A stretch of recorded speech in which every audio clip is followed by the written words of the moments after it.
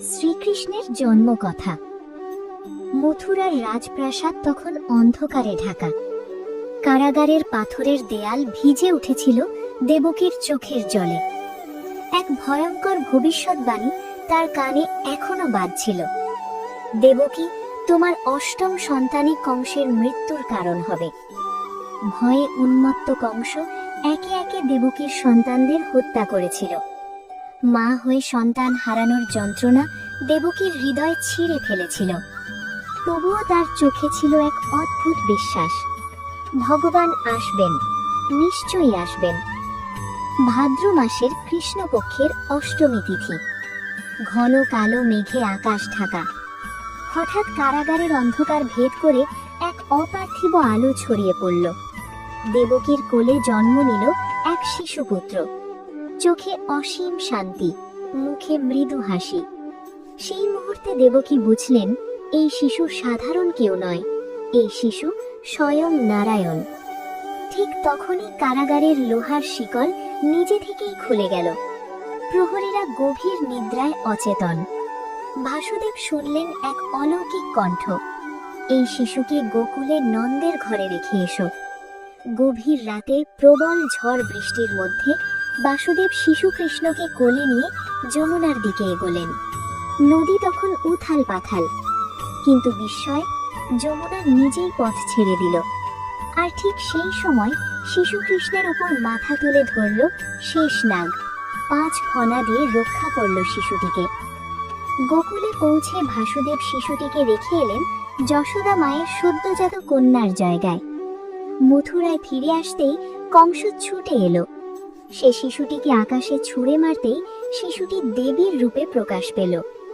দেবী বললেন, হে কংস, যিনি তোমার বিনাশ করবেন তিনি ইতিমধ্যেই জন্মেছেন। কংস ভয়ে কেঁপে উঠল। কিন্তু গোকুলে তখন এক শিশু নিশ্চিন্তে ঘুমোচ্ছে, যিনি বড় হয়ে অন্যায়ের বিনাশ করবেন, ধর্মের প্রতিষ্ঠা করবেন। এইভাবেই জন্ম নিলেন শ্রীকৃষ্ণ, ভয়ের অন্ধকারে আলোর প্রতীক হয়ে। মা কালী রক্ত কেন পান করেছিলেন? যুগে যুগে যখন পৃথিবী পাপে ভারী হয়ে ওঠে, যখন অত্যাচারী অসুরদের রক্তে মর্তভূমি লাল হয়ে যায়, তখন দেবতাদের আহ্বানে আবির্ভূত হন এক ভয়ঙ্কর রূপ, তিনি মা কালী। প্রাচীনকালে এক ভয়ঙ্কর অসুর ছিল, রক্তবীজ।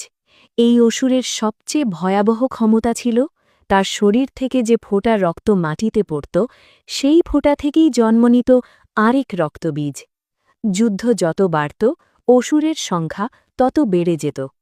দেবী দুর্গা যখন রক্তবীজকে বধ করতে উদ্যত হলেন, দেখলেন অস্ত্রাঘাতের রক্ত ঝরলেই অসুর দ্বিগুণ হচ্ছে।